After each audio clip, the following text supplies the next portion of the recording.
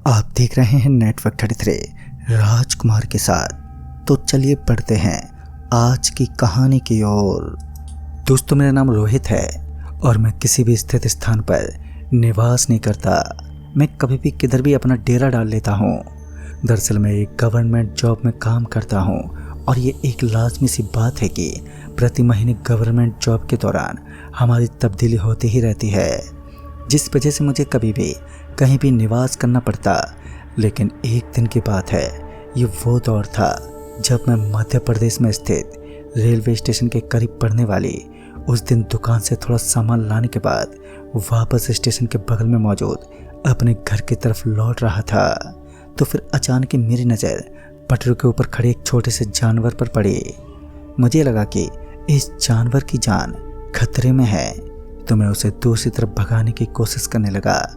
कोशिश तो मेरी अच्छी थी, लेकिन इसी बीच वहाँ के स्टेशन मास्टर ने मुझे आंख दिखाते हुए कहा, तुमको पटरी पर चलने की इजाज़त नहीं है और वैसे भी ट्रेन आने वाली है। स्टेशन मास्टर की इन बातों से मैं थोड़ा विचलित हुआ और उसके ऊपर भड़कते हुए बोला, मैंने न केवल पटरी पर आने की हिम्मत की है, बल्कि मैं ट्रेन के सामने भी आऊँगा।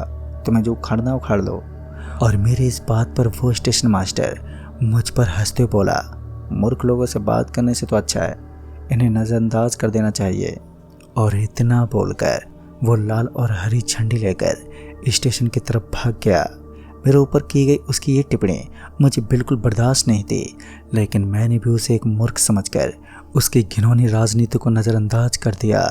जब मुझे लगा कि ट्रेन आने वाली है, तो मैंने किसी तरह उस विशाल सी दूरी में फैली पटरियों के ऊपर से उस जानवर को भगा दिया। और इसी बीच मुझे खड़खड़ की बेहद जोर के गूंजने की आवाज़ें सुनाई देने लगी और मुझे 100% विश्वास हो चुका था कि मेरे पीछे आने वाली बस तो कोई और चीज़ नहीं बल्कि ट्रेन ही है। मैं मौके का फ़ायदा उठाते हुए पटरियों से नीचे उतर गया। शाम के करीब 6:30 बजने को आए थे और अब स्टेशन के ऊपर अंधेरा भी छाने लगा। इस समय ठंड का दौर था, तो इस छोटे से दिन में रात्रि का जल्दी होने एक आम बात थी।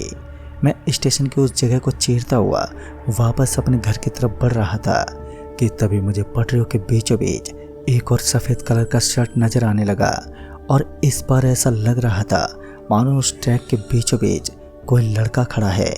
पहले तो मैंने उसकी तरफ ज़्यादा ध्यान नहीं दिया, लेकिन जब मुझे एक और ट्रेन उस विशाल से स्टेशन से गुजरती हुई नज़र आने लगी, तब जाकर मुझे चिंता होने लगी कि कहीं वो कोई मासूम बच्चा तो नहीं जिसकी ज़िंदगी अभी खतरे में है।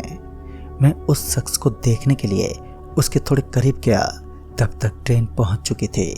ट्रेन की स्पीड को देखकर मैं थोड़ा हैरान था, क्योंकि पटरियों के बीच खड़ा कोई और नहीं बल्कि एक 17 साल का लड़का था जिसने सफ़ेद रंग का शर्ट पहन रखा था।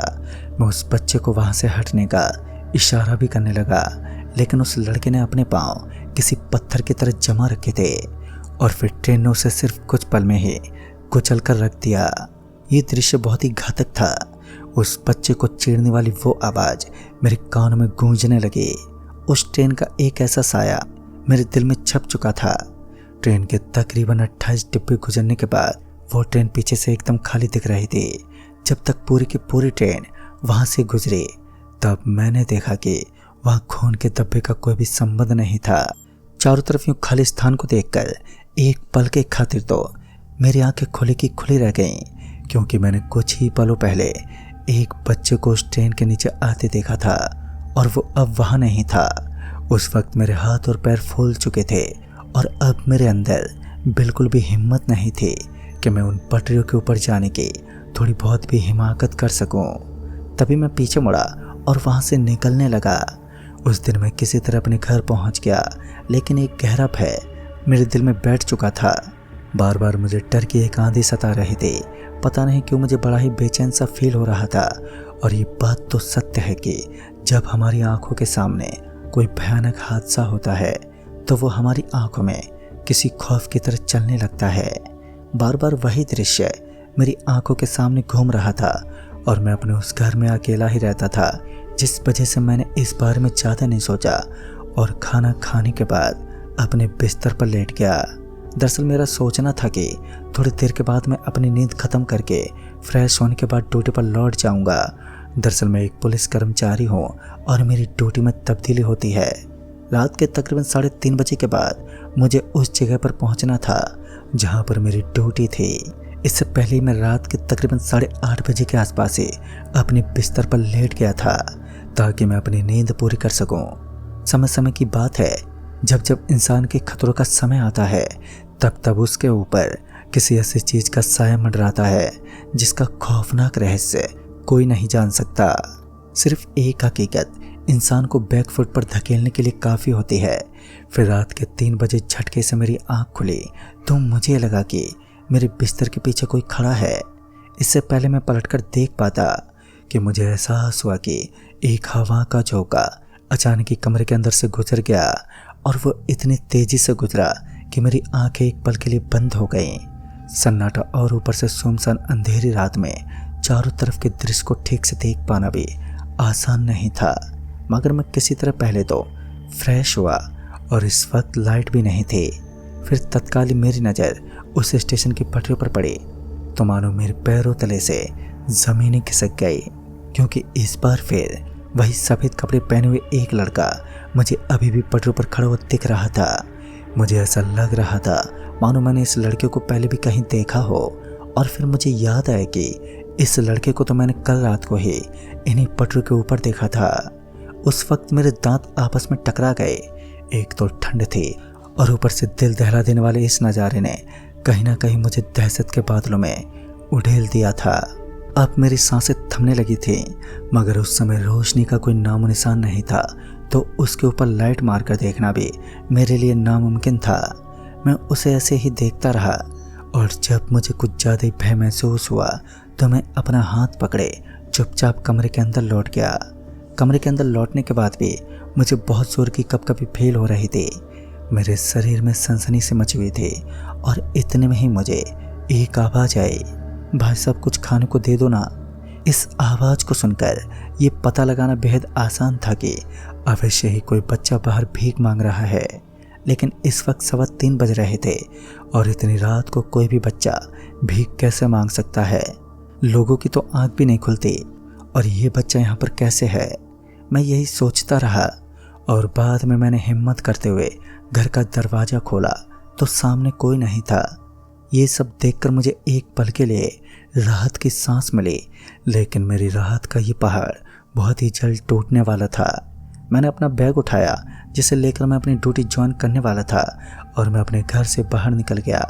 बाहर का नज़ारा तो सच में बड़ा ही अंधेरे से घिरा हुआ लग रहा था। इतना जोर का अंधेरा मैंने आज से पहले कभी नहीं देखा।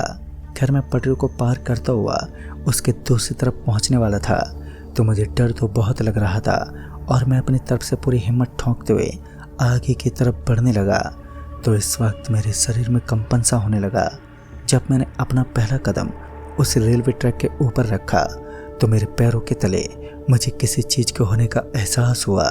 जैसे ही मैंने अपना पहला कदम उठाया तो एक मांस का टुकड़ा उन पटरियों के बीचों बीच पड़ा हुआ था, लेकिन डर यहीं तक सीमित नहीं था। उसके बाद मैंने देखा कि लगातार एक लाइन में इंसानों के हाथ जो कटे हुए थे, साथ ही कुछ कटी हुई मुंडिया भी वहाँ पर दिखाई पड़ रहे थे। उस समय मैंने दम दबाकर भागना ही बेहतर समझा, लेकिन जब तक मैं वहाँ से भाग पाता कि मुझे अपने सामने ही सफ़ेद रंग की शर्ट वाला लड़का वहाँ पर दिखाई देने लगा। दरअसल उस लड़के के कदम जो पीछे की तरफ मुड़े हुए थे, साथ ही उसका पूरा का पूरा हुलिया पहले से काफ़ी ज़्यादा बदल चुका था। उसके शरीर के ऊपर जख्मों के निशान थे। मेरी आंखों के सामने ही उसने अपने शरीर को अलग टुकड़ों में बांट दिया। उसके शरीर से खून निकलने लगा और पूरी पटरियों का रंग अब लाल हो चुका था और मेरे दिल की धड़कनें लगातार तेज गति से धड़क रही थी। इस भयानक और खौफनाक नज़ारे को देखकर एक नॉर्मल इंसान को अपनी मौत का दरवाजा खटखटाने के बराबर लगता है। कुछ ऐसा ही था। मैं चाहकर भी कुछ नहीं कर पाया और मेरे शरीर में जैसे अफरा तफरी से मच गई थी। दिल जोरों से धड़क रहा था और सांसें लगातार जोर जोर से फूल रही थी। फिर मैं अपने पाँव को पीछे हटाते हुए मैं पटरी पर भागने लगा और शायद वो बच्चा भी यही चाहता था कि मैं उन पटरियों के ऊपर भागता रहूं ताकि वो मुझे अपनी तरह एक पिशाच बना सके। मौका मिलते ही मैं पास में बनी एक दीवार के ऊपर चढ़ गया वो दीवार स्टेशन के चारों तरफ फैली हुई थी और उस दीवार के ऊपर चढ़ते ही मेरी सांस में सांस आई।